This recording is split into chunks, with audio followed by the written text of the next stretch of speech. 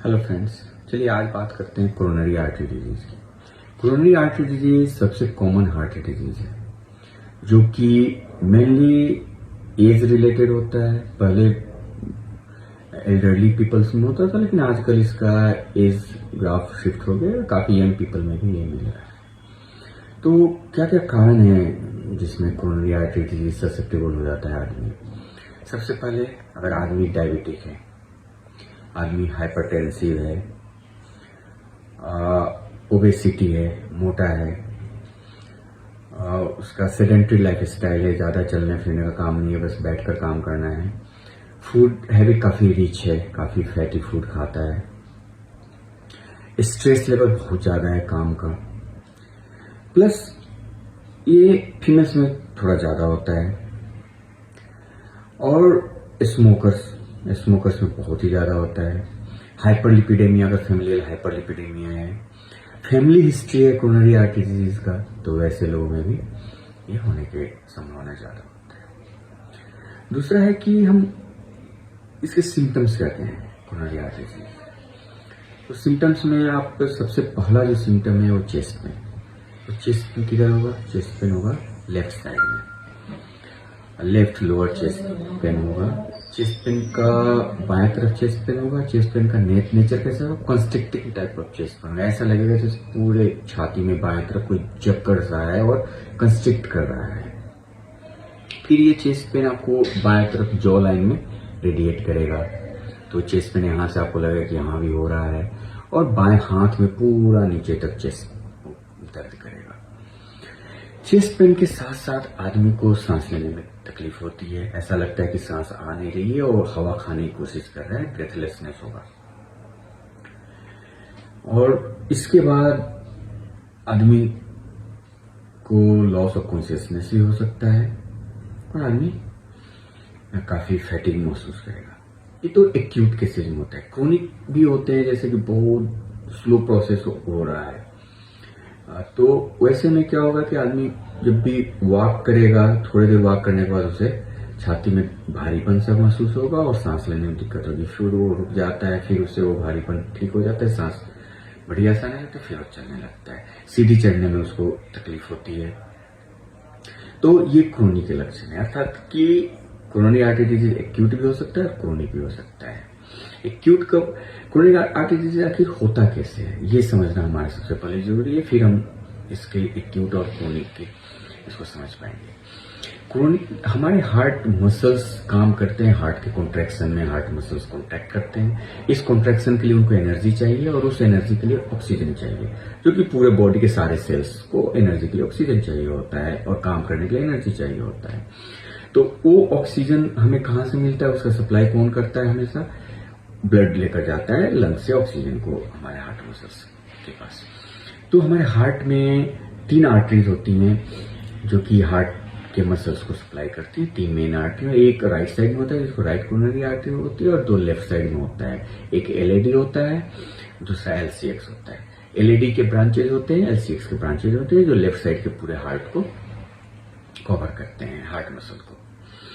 अब अगर कभी किसी कारण से कोई टूटा हुआ प्लेग या ब्लड क्लॉट वहां पे जाके किसी भी आर्टरी को ऑक्लूड कर देता है, तो उसके बाद का ब्लड सप्लाई कम बंद हो जाता है। अब जैसे ही उधर का ब्लड सप्लाई बंद होता है, कार्डियक मसल्स को ऑक्सीजन मिलना बंद हो जाता है, ब्लड मिलना बंद हो जाता है, उसे ऑक्सीजन मिलना बंद हो जाता है और वो इस्केमिया में चली जाती हैं, तो उनके पास एनर्जी नहीं होता है, तो वो कोरोनरी इस्केमिक पेन को ये करते हैं और इन्फेक्शन हो जाता है मसल्स का, मसल्स कॉन्ट्रैक्शन बंद कर देते हैं और हार्ट का कॉन्ट्रैक्शन अफेक्टेड हो जाता है। वैसे में डिपेंड करता है कि ये प्लेग किस सीवियरिटी डिपेंड करेगा कि ये प्लेग या क्लॉट किस आर्टरी में गया है। लेफ्ट साइड में जो 2 आर्टरी मैंने बताई, एलएडी और एलसीएक्स, वो एक्चुअली लेफ्ट साइड में एक आर्टरी होता है, लेफ्ट मेन आर्टरी, फिर उसके 2 ब्रांचेस निकलते हैं, एलएडी और एलसीएक्स। तो होता क्या है कि अगर वो प्लेग लेफ्ट मेन में चला गया तो लेफ्ट साइड के सारा ब्लड सप्लाई बंद हो जाता है, तो बहुत ही सीवियर होगा, बहुत ही एक्यूट होगा, मैसिव हार्ट अटैक आएगा। उसमें आदमी को तुरंत अगर उसको मेडिकल सपोर्ट नहीं मिला तो उसका बचना बहुत मुश्किल हो जाता है।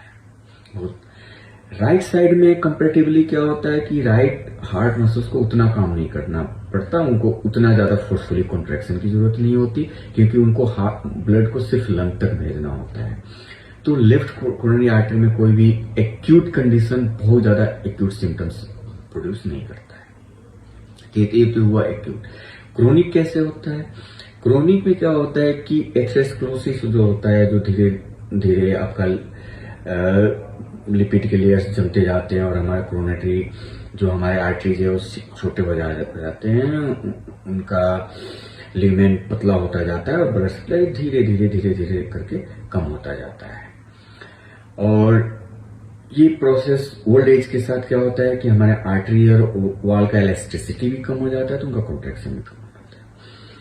तो जब हार्ट को ज्यादा ब्लड की जरूरत पड़ती है, जैसे कि हम एक्सरसाइज करते हैं, वॉक करते हैं, दौड़ते हैं, सीढ़ी चढ़ते हैं, या फिर किसी स्ट्रेसफुल कंडीशन में होते हैं, तो जब हार्ट का जैसे ही हार्ट बीट्स बढ़ता है, हार्ट बॉडी को ज्यादा ऑक्सीजन की जरूरत पड़ती है और हार्ट को ज्यादा काम करना पड़ता है, तो उस वक्त ऑक्सीजन डिमांड हार्ट मसल्स का बढ़ जाता है, ब्लड डिमांड बढ़ जाता है। लेकिन चूंकि लिगामेंट छोटा हो चुका है, इलास्टिसिटी खत्म हो चुका है, कोरोनरी आर्टरी सख्त हो चुकी है और डायलेट नहीं कर सकती, तो ब्लड सप्लाई कम हो जाता है और adequate blood supply coronary arteries को नहीं मिलता है, तो वो क्रोनिक होता है। इसमें सिम्टम्स हमेशा ही बहुत सीवियर नहीं होते।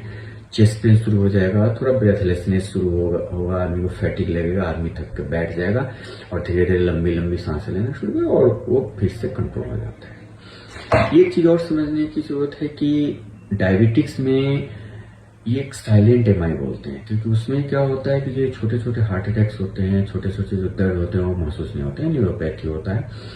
तो ऐसे लोगों में जब भी ये होता है, जब वो डॉक्टर कार्डियोलॉजिस्ट के पास आते हैं, हमारे कार्डियक सेंटर्स में आते हैं, तो उनका जो आर्टरी होता है वो मैसिवली ब्लॉक्ड होता है, बहुत ज्यादा सीवियरली नैरोड और ब्लॉक होता है, तब जाकर उनको सिम्टम्स प्रोड्यूस होते हैं। तो ये तो हमने बात की सिम्टम्स की।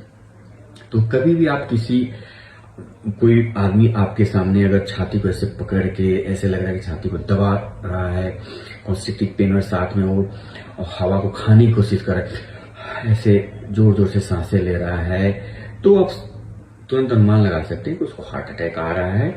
आप उसको तुरंत लेटा दें, आसपास भीड़ इकट्ठा न होने दें ताकि उसे ऑक्सीजन आए, और आप उसका पल्स चेक कर सकते हैं। फीवर पल्स होता है। हार्ट अटैक में हार्ट रुकता नहीं है, कार्डियक अरेस्ट में हार्ट रुक जाता है, लेकिन हार्ट अटैक में हार्ट रुकता नहीं है, तो पल्स बंद नहीं होता है, पल्स फीवर हो जाता है, काफी कमजोर पल्स बोल सकते हैं, जो बहुत मुश्किल से फील होता है। तो तुरंत ही आप मेडिकल हेल्प के लिए कॉल करें, और अगर आदमी ज्यादा इसमें है तो आप उसको हल्का सीपीआर दे सकते हैं। जब तक मेडिकल हेल्प नहीं आता है उसको तुरंत ही नजदीक किसी भी अस्पताल में लेकर जाए। इतना किसी भी अगर मैसिव कार्डियक अरेस्ट नहीं है तो इतना टाइम हम हर मरीज के पास होता है कि वो नजदीक के अस्पताल तक तो पहुंच ही जाए, जहां पे डॉक्टर उसका उचित ट्रीटमेंट शुरू कर देते हैं। तो जरूरत फिर क्या है कि व्यक्ति को तुरंत ही किसी नजदीक के अस्पताल में पहुंचाया जाए, जहां उसका ट्रीटमेंट तुरंत शुरू हो जाए। उसको ऑक्सीजन सपोर्ट मिल जाता है, उसको ब्लड थिनर्स मिल जाते हैं ताकि ब्लड पतला हो जाए, उन नैरो आर्टरी से पास कर जाए। फिर उसको एंटी कोगुलेंट्स मिल जाते हैं ताकि जो क्लॉट्स बन रहे हैं वो डिसॉल्व हो जाएं और उसका जो भी ब्लॉकेज है वो खुल जाए। और जहां तक ट्रीटमेंट की बात है, तो ट्रीटमेंट अर्ली स्टेज में जब होता है, आदमी काफी होता है, जब नॉन क्रिटिकल ब्लॉकेज होते हैं, लाइक लेस देन 50% ब्लॉकेज हैं आर्टरीज में, तो उसको हमेशा हम लोग मेडिकल ट्रीटमेंट पे रखते हैं। तो first line of treatment life style modification, second line of treatment medical management. Life style modification में हम क्या बोलते हैं? स्मोकिंग बिल्कुल ही बंद करना है, डायबिटीज को कंट्रोल करके रखना है, स्ट्रेसफुल वर्क को कम करना है, स्ट्रेस फ्री लाइफ जीना है, जीने की कोशिश करना है। और फिर आप जो सेडेंटरी लाइफ स्टाइल है उसको एक्टिव करना है खुद को, फूड हैबिट्स बनाना है, जंक फूड्स नहीं खाना है, हेल्दी फूड्स खाना है, लो लिपिड वाले फैटी फूड्स खाने हैं। तो ये सब लाइफ स्टाइल मॉडिफिकेशन हो गया। दूसरा line of treatment medical management होता है, जिसमें हम उसको स्टैटिन्स देते हैं ताकि उसका लिपिड प्रोफाइल जो है वो मैनेज हो जाए। उसको ब्लड एंटीप्लेटलेट्स देते हैं लाइक इकोस्प्रिन ताकि उसका ब्लड थोड़ा पतला रहे और नैरो आर्टरी से भी काफी अच्छे से सहूलियत से पास हो सके। तीसरे स्टेज में जाता है जब क्रिटिकल ब्लॉकेज होता है मोर देन 60-70% और मल्टीपल ब्लॉक्स नहीं है, सिंगल ब्लॉक है, लॉन्ग ब्लॉक्स नहीं है, आर्टरी ठीक है, तो उनको स्टेंटिंग के लिए देते हैं। और तीसरा लाइन ऑफ ट्रीटमेंट होता है बाईपास। बाईपास में क्या होता है कि जब बहुत सारे ब्लॉकेज हैं, तीनों ही आर्टरी ब्लॉकेज है, या फिर लेफ्ट मेन ब्लॉक है, या फिर लेफ्ट की मेन आर्टरी एलईडी ब्लॉक्ड है, एक ही आर्टरी में कई जगह ब्लॉकेज हैं, लॉन्ग ब्लॉकेज है एक ही आर्टरी में, तो ऐसे मरीज के लिए बेस्ट ट्रीटमेंट होता है बाईपास का ट्रीटमेंट, जिसमें हम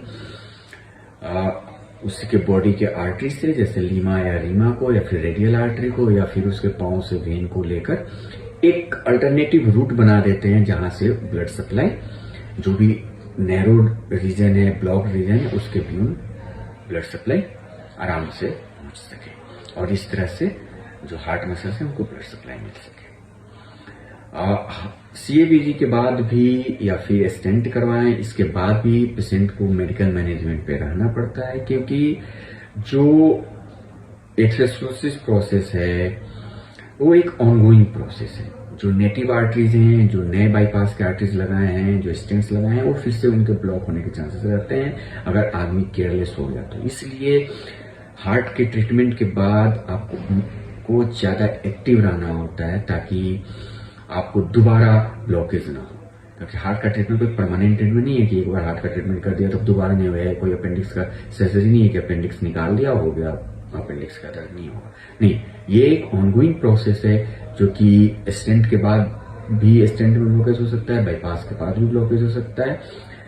तो अगर आप रेगुलर मेडिकेशंस ले रहे हैं, लाइफ स्टाइल को ठीक रखा हुआ है आपने, डायबिटीज को कंट्रोल रखा हुआ है, स्मोकिंग नहीं कर रहे हैं, रेगुलर एक्सरसाइज कर रहे हैं, तो दोबारा ब्लॉकेज के चांसेस लगभग में ना के बराबर होता है। एक बार बाईपास के बाद आदमी को दोबारा बाईपास की जरूरत नहीं पड़ती।